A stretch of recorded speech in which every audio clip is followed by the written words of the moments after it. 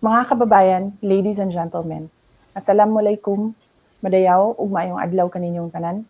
Magandang araw sa inyo lahat. Taos-puso nating kinikilala at binibigyan ng parangal ang katapangan, kabayanihan at paglilingkod ni Sergeant Jernel Ramiliano.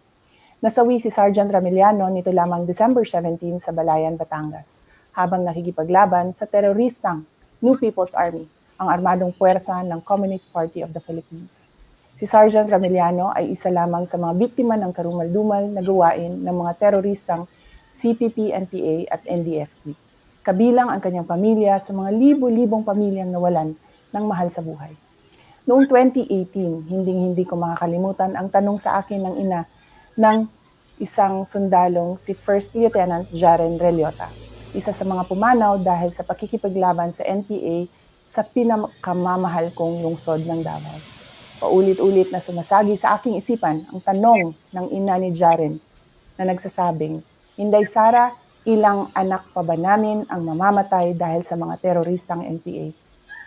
Marami pang Sergeant Ramiliano at First Lieutenant Relota ang magbubuwis ng buhay kung ipagsasawalang bahala natin ang traidor, mapanlinlang at marahas na kalabang CPP, NPA at NDFP. Maraming kabataan din ang hindi makakapagtapos ng pag-aaral kung hahayaan natin silang mabiktima ng mga grupong ito upang gawing armadong terorista. Mga kababayan, gusto kong malaman ninyo na ang tanging layunin ng CPP, NPA at NDFP ay sirain ang pundasyon ng ating demokrasya, pabagsakin ang mga institusyon ng pamahalaan at kaladkarin tayo sa kahirapan, kaguluhan at kawalan ng hustisya.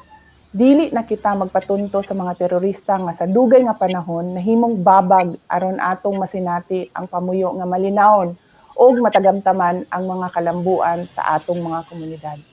Para naman po sa mga magulang, asawa, anak at buong pamilya ni Sergeant Jernel Ramiliano, nakikidalamhati po ako sa inyo at saludo po ako sa serbisyong ipinamalas ni Jernel sa ating mahal na Pilipinas. Mananatili siya sa puso at isipan ng bawat Pilipino at ang kanyang katapangan at pagmamahal sa bansa ay magsisilbing inspirasyon ng bawat isa sa amin upang mas mapabuti pa ang paglilingkod sa bayan. Syukran.